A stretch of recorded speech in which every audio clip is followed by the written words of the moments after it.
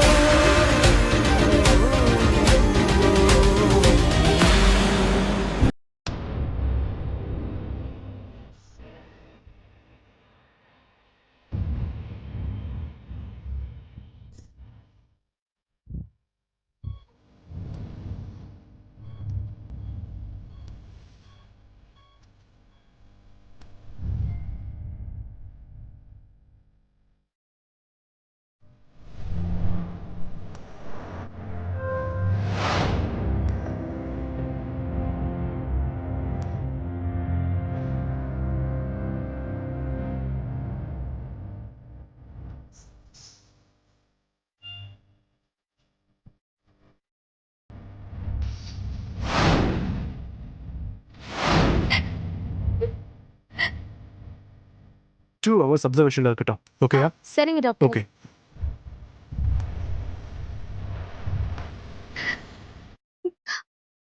Doctor, என்னாச்சு doctor? பேஷண்ட்டுக்கு heart transplant பண்ணிருக்கீங்களா? ஆமா டாக்டர். ஹார்ட் டிரான்ஸ்பிளான்ட் பண்ணா இயர்லி ஒன்ஸ் அவருக்கு பிளட் சர்க்குலேஷன் செக் பண்ணி ட்ரீட்மெண்ட் பண்ணணும்னு உங்களுக்கு தெரியாதா? லாஸ்ட் 4 இயர்ஸா அவர் எந்த ட்ரீட்மெண்ட்டுமே பண்ணல. அதனால தான் இன்னைக்கு இவ்ளோ கிரிட்டிக்கல் ஸ்டேஜ்ல இருக்காரு. கிரிட்டிக்கலா? என்ன டாக்டர் சொல்றீங்க? ஆமாங்க, அவரை செக் பண்ணி பார்த்ததுல மேக்ஸிமம் 1 வீக் உள்ள அவருக்கு மறுபடியும் எப்படி ஒரு செஸ்ட் பெயின் வந்து அன்கான்ஷியஸ் சிச்சுவேஷன் வரதுக்கு சான்சஸ் இருக்கு. சான்சஸ்னா 99.9% சான்சஸ் இருக்கு.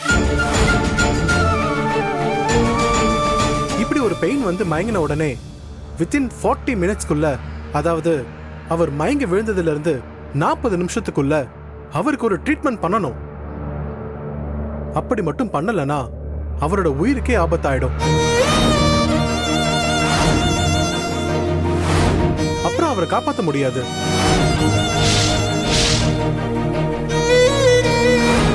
அதனால அவரை 1 வீக் அட்மிட் பண்ண வைக்கணும். அதுக்கெல்லாம் ரெடி பண்ணிருங்க. ஓகேவா?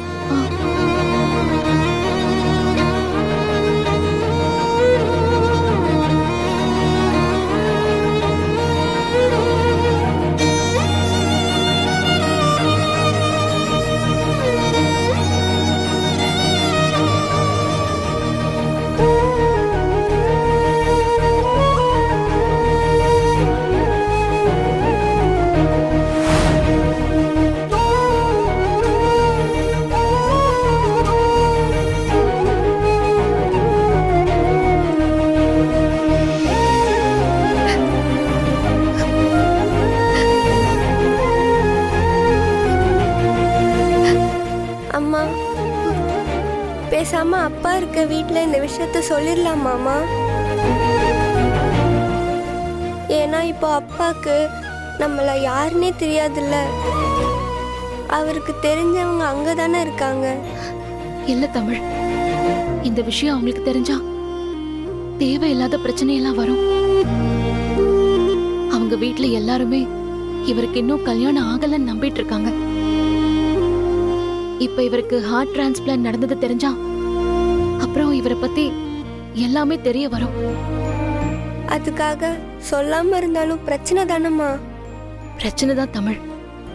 ஆனா அப்பாவுக்கு இப்படி ஒரு விஷயம் இருக்குன்னு தெரிஞ்சா அவங்க அங்க இங்கன்னு சுத்தி நம்மள தேடி வந்துருவாங்க. அப்புறம் அப்பாக்கும் நமக்கும் நடுவுல இருக்கிற எல்லாமே அவங்களுக்கு தெரிய வரும். நான் யாரு, நீ யாரு, ஆதித்யா யாரு, எல்லாமே தெரிஞ்சிரும். அப்ப கூட அவர் மனநிலை என்னவா இருக்கும்னு எனக்கு தெரியாது. ஆனா இது எல்லாத்துக்கும் மேல இன்னொரு முக்கியமான விஷயம். அப்பா மெமரி எரேஸ் ஆபரேஷன் பண்ணப்போ அந்த டாக்டர் என்ன சொன்னார்னு உனக்கு ஞாபகம் இருக்கா? அப்பா மறந்த விஷயங்கள இப்ப திடீர்னு ஞாபகப்படுத்தினா அதுவும் அவர் உயிருக்கு ஆபத்துன்னு சொன்னார்ல. ஆமாம்மா. அதனால இந்த விஷயத்தை நாம சொல்லாம இருக்கிறது தான் நல்லது. ஆனா அம்மா, மறுபடியும் அப்பா இந்த மாதிரி மயங்கி விழுந்தா 40 நிமிஷத்துக்குள்ள ட்ரீட்மெண்ட் பார்க்கணும்னு வேற சொல்றாங்களே. இல்லைன்னா அதுவும் அவர் உயிருக்கு ஆபத்து தானே. நீ சொல்றது கரெக்ட் தான் தமிழ். ஆனாலும் இத நாம சொல்லாம சமாளிக்கிறது தான் நல்லது. அதே நேரம் அப்பாவுக்கும் எதுவும் ஆகக்கூடாது. அது எப்படிம்மா முடியும்? அவர் நம்ம கூட இருந்தாலும் பரவாயில்ல, நம்ம பார்த்துட்டே இருக்கலாம். ஆனா அவரு தான் அந்த வீட்டில் இருக்காரே.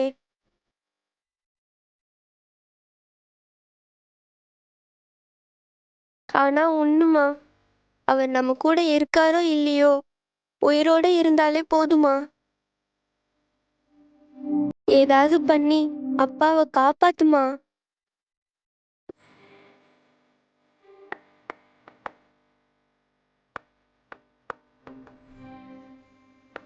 தமிழ், நான் போய் டாக்டர் கிட்ட பேசிட்டு வரேன். ம், சரிம்மா.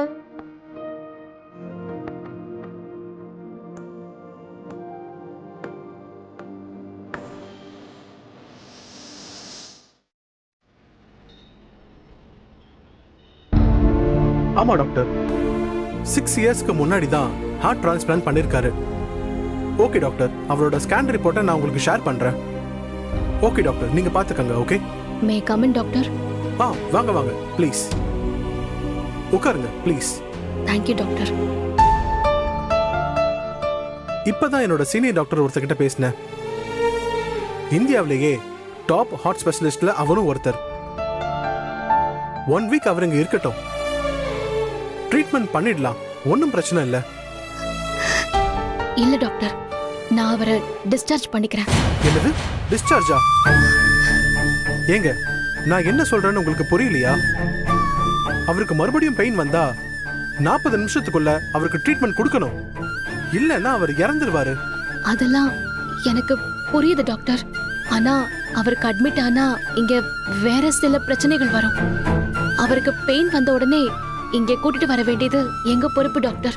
நீங்க தேவையில்லாத ரிஸ்க் எடுக்கிறீங்க. அவர் உயிரோட விளையாடிட்டு இருக்கீங்க. பேசாம அவரை அட்மிட் பண்ணி அவரை கியூர் பண்ணி கூட்டிட்டு போங்க. முடியாது டாக்டர், தயவு செஞ்சு புரிஞ்சுக்கோங்க. அவரோட உயிருக்கே ஆபத்துன்னு சொல்லிட்டு இருக்க, அதை விட என்ன பிரச்சனை உங்களுக்கு? டாக்டர், நீங்க கேக்குற கேள்விக்கெல்லாம் பதில் இருக்கு. ஆனா அத என்னால சொல்ல முடியாது. ஒரு விஷயம் நடந்தா அதனால யாருக்கும் நல்லது நடக்கலனாலும் பரவாயில்ல, யாருக்கும் கெடுதல் நடந்து பாதிப்பு வராம இருக்கணும்னு நினைக்கிறவனா. இப்போ அவர் அட்மிட் ஆனா 2 குடும்பத்தோட மொத்த நிம்மதியும் கெட்டு போயிடும் டாக்டர். அந்த 2 குடும்பத்துல ஒரு குடும்பம் இப்பதான் கொஞ்சம் கொஞ்சமா ஒரு பெரிய கஷ்டத்துல இருந்து வெளியில வந்திருக்கு. கொஞ்சம் நிம்மதியா இருக்கு. அந்த நிம்மதி மொத்தமும் போயிடும் டாக்டர். டாக்டர், உங்களை கெஞ்சி கேக்குறேன், ப்ளீஸ் அவரை டிஸ்சார்ஜ் பண்ண விடுங்க. கண்டிப்பா நான் அவருக்கு ஒண்ணும் ஆக விட மாட்டேன். நீங்க சொன்ன மாதிரி 40 நிமிஷத்துக்குள்ள நான் அவரை இங்க கூட்டிட்டு வந்து ட்ரீட்மெண்ட் பண்ண வைக்கிறேன். என்ன நம்புங்க டாக்டர். ஒரு உயிருக்கு ஆபத்து இருக்குன்னு சொல்லியும் நீங்க இப்படி பேசுறீங்கன்னா கண்டிப்பா இதுல ஏதோ ஒரு அர்த்தம் இருக்குன்னு என்னால புரிஞ்சுக்க முடியுது. இருந்தாலும் நீங்க ரொம்ப ரிஸ்க் எடுக்கிறீங்க பாரதி. எனக்கு வேற வழி இல்ல டாக்டர். ஓகே பாரதி, இதுக்கு மேல நான் சொல்றதுக்கு ஒண்ணும் இல்ல.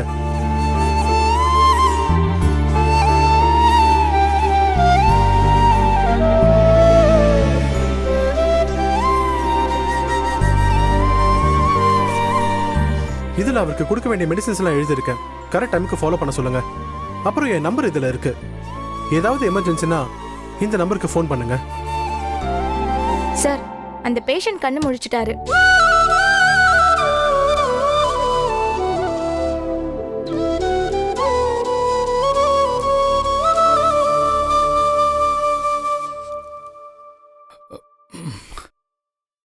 என்னாச்சுங்க எனக்கு?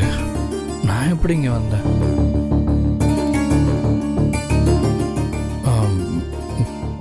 ஏதாவது சீரியஸா? சச்சா, அதெல்லாம் ஒன்றும் இல்லைங்க. நீங்க சரியா சாப்பிடாம தூங்காம இருந்திருப்பீங்க போல, அதான் மயக்கம் போட்டு விழுந்துட்டீங்க. மற்றபடி பயப்படுறதுக்கெல்லாம் ஒன்றும் இல்லை. நிஜமாவா? ஆனா மூக்குல இருந்து ரத்தம் வந்த மாதிரி இருந்துச்சு. தூங்காம சாப்பிடாம இருந்தா இப்படிலாம் வருமா என்ன? யார் சொன்னா உங்களுக்கு ரத்தம்லாம் வந்துச்சுன்னு? அதெல்லாம் வரலையே. தமிழ், இவருக்கு ரத்தம் வந்துச்சா என்ன? இல்லல்ல. ஆஹா, இல்லையேம்மா, அப்படிலாம் ஒன்றும் வரலையே. தெரியுதா? அப்படிலாம் ஒண்ணுமே நடக்கல. நீங்க நேரத்துக்கு சாப்பிட்டு நேரத்துக்கு தூங்குங்க. இது அமெரிக்கால இருந்து வந்ததுனால அங்க இருக்கிற டைமுக்கும் இங்க இருக்கிற டைமுக்கும் சேஞ்சஸ் இருக்குல்ல. அதனால தூங்குறதுல எனக்கு கொஞ்சம் பிரச்சனையா இருக்கு. இதுக்கப்புறம் கரெக்டா இருக்க ட்ரை பண்ணணும். ட்ரையெல்லாம் இல்ல, கரெக்டா இருக்கணும். நீங்க கரெக்டா இருங்க. அது என்னங்க நியாயம்? நான் சொல்றதெல்லாம் நீங்க கேட்க மாட்டேறீங்க. நீங்க சொல்றத மட்டும் நான் கேட்கணுமா? நீங்க என்ன சொன்னீங்க? நீங்க ரிசைன் பண்ணிட்டு போனீங்க. அது அப்போ உங்க உங்க மேல இருந்த கோவம் அப்படி. சரி, இப்போ கோவம் போயிடுச்சுல்ல. ப்ளீஸ் திரும்ப வந்து ஜாயின் பண்ணுங்க.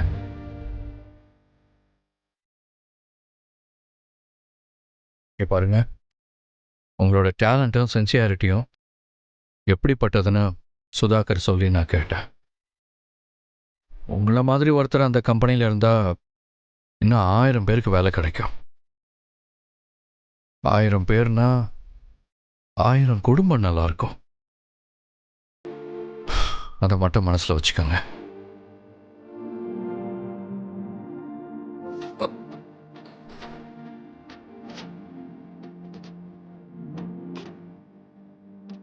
நாளைக்கு நீங்கள் ஆஃபீஸ்க்கு வருவீங்கன்னு நான் நம்புகிறேன். அதுக்கப்புறம் உங்கள் இஷ்டம்.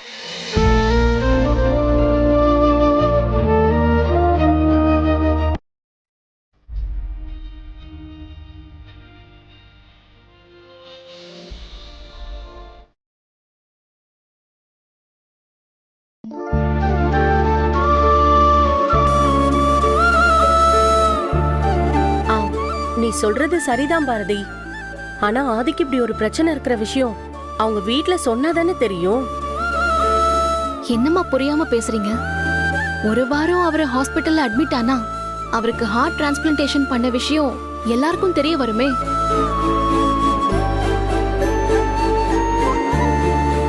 அப்புறம் அந்த இதயத்தை யார் கொடுத்தா, அந்த குடும்பம் யாரு, நான் யாரு, தமிழ் யாருன்னு எல்லாமே தெரிய வரும்.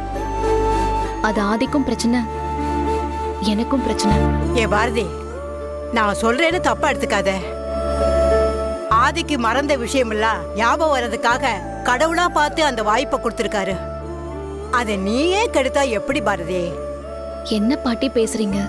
உண்மை தெரிஞ்சா ஆதிக்கு என்ன ஆகும்னு மறந்துட்டீங்களா? அப்பாக்கு இப்படி திடீர்னு உண்மை தெரிஞ்சா அவர் உயிருக்கே ஆபத்து பட்டி.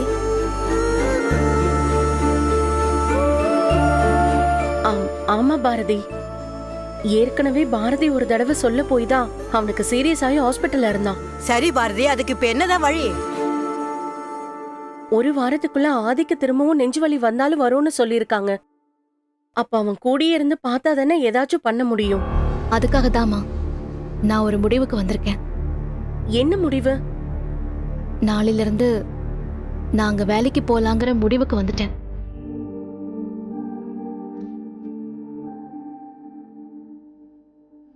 இந்த பொது டிவிஷனுக்கு அவர்தான் ஹெட்டா இருக்காரு.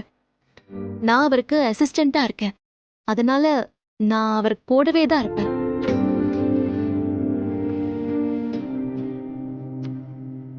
அதனால நான் வேலைக்கு போறது தான் பெட்டர்னு தோணுது.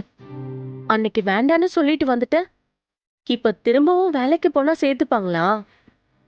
அதெல்லாம் பிரச்சனை இருக்காதுமா. சுதாகர் சார் நான் சொன்னா புரிஞ்சுப்பாரு. ஆபீஸ்ல இருந்தாதான் அவருக்கு கொடுக்க வேண்டிய மெடிசன் எல்லாமே கரெக்ட் டைமுக்கு கொடுக்க முடியும்.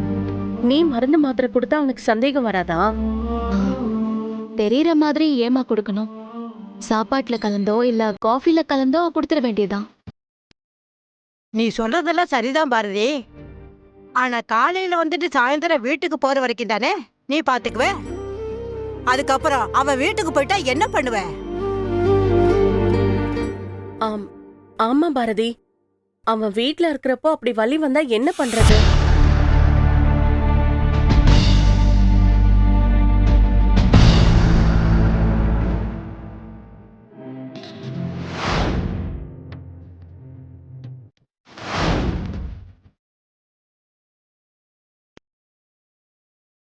என்ன பாரதி எங்கேயே பாக்குற? ஏய், என்ன அப்படி பாக்குற? உன் பார்வையே சரியில்லையே.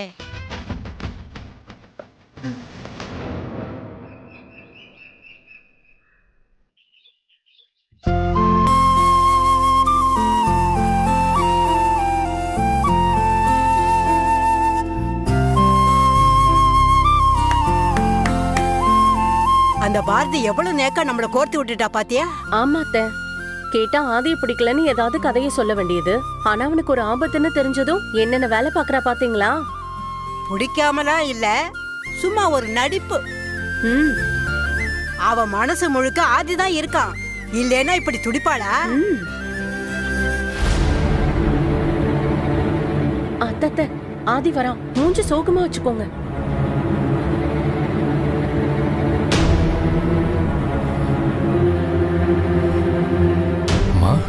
பாட்டி, என்னாச்சு? இங்க நின்னுட்டு இருக்கீங்க? அத ஏன் கேக்குற தம்பி? உன்னை பார்த்தா என் பேர மாதிரி இருக்கேன்னு அன்னைக்கு ஆசை ஆசையா சமைச்சு கொண்டாந்து கொடுத்தோம். அது ஒரு குத்தம்னு எங்களை வீட்டை விட்டு துரத்தி விட்டுட்டா தம்பி. ஆமா தம்பி, அன்னைக்கு உனக்கு சாப்பாடு போட்டு உன்கிட்ட வந்து பேசினது தப்பா. இனிமே எங்க 2 பேரையும் வீட்டுக்கே வராதன்னு சொல்லிட்டான்.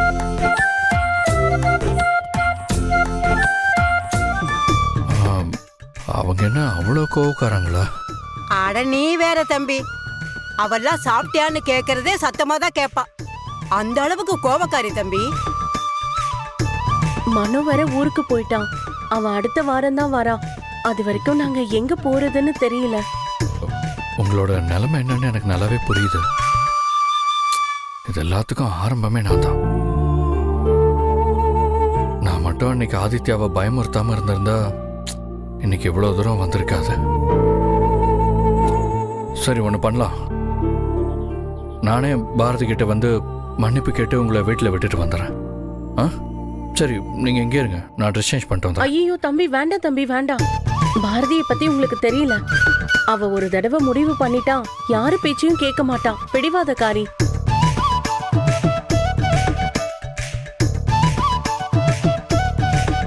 ஆம்பளையா இருந்தா கூட எங்கேயாவது பஸ் ஸ்டாண்ட்ல படுத்து எந்திரிச்சிட்டு எங்கேயாவது பஸ் ஏறி போயிடலாம். பொம்பளையா பிறந்து தொலைச்சிட்டேமே, அதான் எங்க போறதுன்னு வழி தெரியாம நிக்கிறேன் தம்பி. என்னமோ தெரியல தம்பி, உங்களுக்கு சாப்பாடு போட்டதால தானே அவ எங்களை வெளியில போ சொன்னா. அதனாலதான் உங்ககிட்ட ஒரு வார்த்தை சொல்லிட்டு வெளியில எங்கேயாச்சும் போலான்னு வந்தோம். சரி தம்பி, நாங்க கிளம்புறோம். அம்மா அம்மா ம்? இருங்க, எங்க போறீங்க? எங்கேயோ போறோம் தம்பி. காலம் போன போக்குல காத்தடிக்கிற திசையில. அப்படிலாம் நீங்க எங்கேயும் போக வேண்டாம். மனம் வர வரைக்கும் இங்கேயே இருங்க. எதுக்கியா? வேணாயா. இந்த வீட்ல இருக்கிறவங்க உன்னை ஏதாவது சொல்ல போறாங்க. அப்படிலாம் யாரும் எதுவும் சொல்ல மாட்டாங்க பாட்டி. ஒரு வாரம் தானே, நான் பாத்துக்கிறேன். நீங்க வாங்க, வாங்கம்மா வாங்க.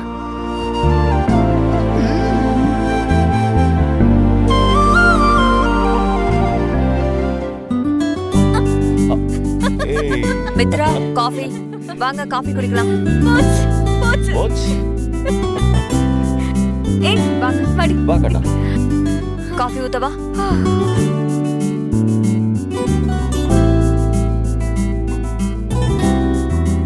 ஒண்ணு வேணாம், ஸ்கூலுக்கு போகணும். Hi. Hi, good morning Aadhi. ஏய் Aadhi, good morning. Good morning. Good morning. Coffee சாப்பிடுறீங்களா? இல்ல இல்ல, வாங்க.